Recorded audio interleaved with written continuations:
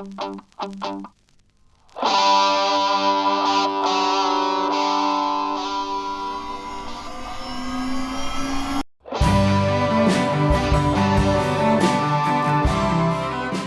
it's Christmas Eve, and if you're anything like me, you're feeling a little under the pump right now with food prep, buying presents, and perhaps bracing yourself for the rallies to arrive. So let me be really quick.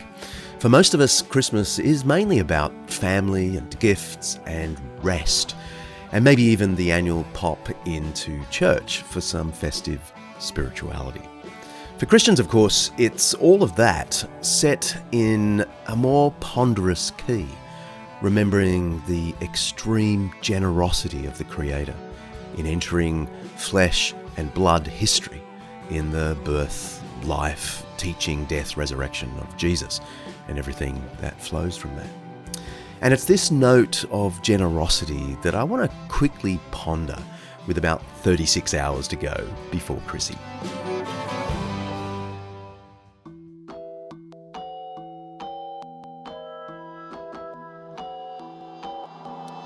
I don't know about you, but I look at the presents I've bought this year for my 3 children in particular, and I'm feeling grateful that I can spoil my kids, that I'm in a situation where with a bit of thought and saving, Buff and I can surprise our family with generosity.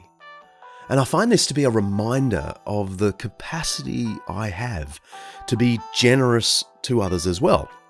To those who aren't my kids, but who need my generosity more than they do.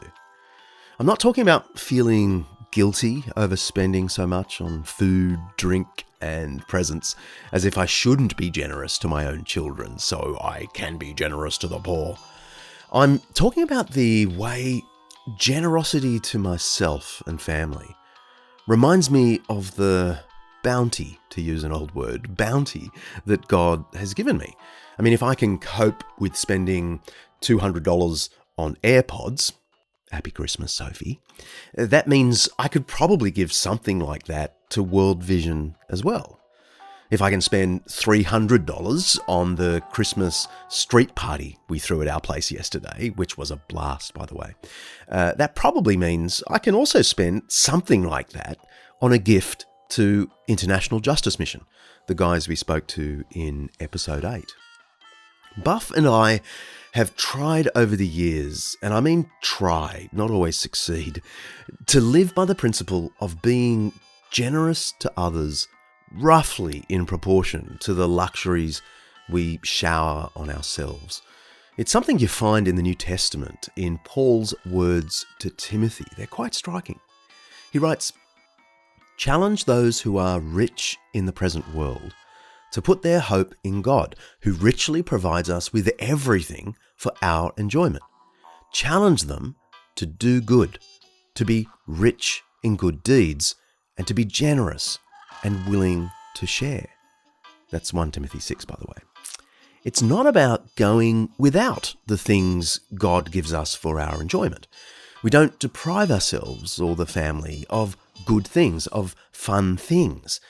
It's about letting the joy of spending on ourselves remind me just how wealthy I am, relatively speaking, and how with a little bit of effort I could probably extend the gift giving a little wider.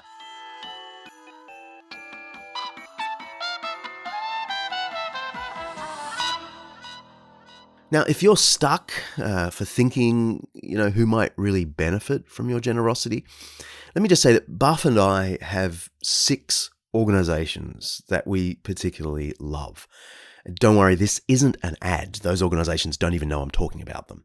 Buff and I try to be generous to these 6 charities, and then that allows us, in good conscience, not to give to all those other random street approaches or phone calls from other charities. I've already mentioned World Vision. They're the biggest, and so they get a lot done for the poor through your dollar. Then there's International Justice Mission, of course. They're doing extraordinary work to rescue modern sex slaves and slave workers. The others we particularly love might not be everyone's cup of tea, but they include Anglican Aid, for example, which is the international aid program of Sydney Anglicans, my mob. Open Doors is also brilliant. They're focused on assisting hundreds of thousands of Christians in dire persecution around the world. And reading about Open Doors' work is always a good reminder to me to avoid using the word persecution for anything the church faces in the Western world. Tear Fund is also wonderful.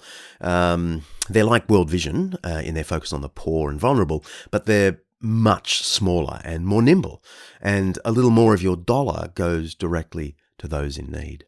And finally, I've got to give a shout out to Save the Children. Oh my Lord.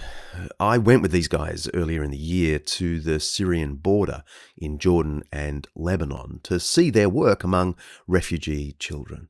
And I was blown away by the professionalism and the impact. All these organisations are easy to find online if you want to send them a quick credit card Christmas present. Anyway, I'll shut up now.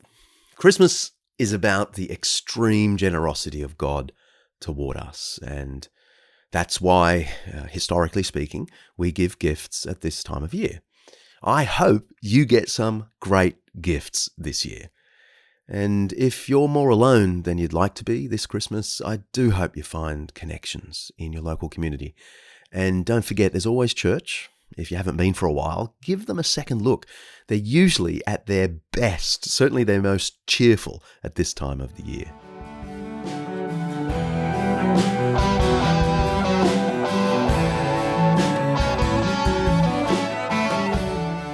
We're busy here at Undeceptions, working on the new season. I've already got some cracking interviews with guests you're not going to want to miss. More about that soon.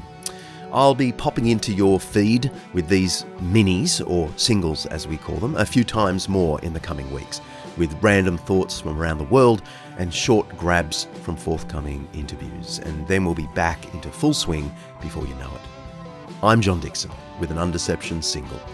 Merry Christmas. See ya.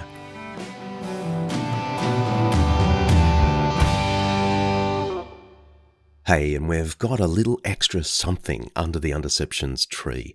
One of our listeners a couple of months ago suggested we create a ringtone out of the Undeceptions theme tune. So we did, and you can find it at undeceptions.com. Download and enjoy.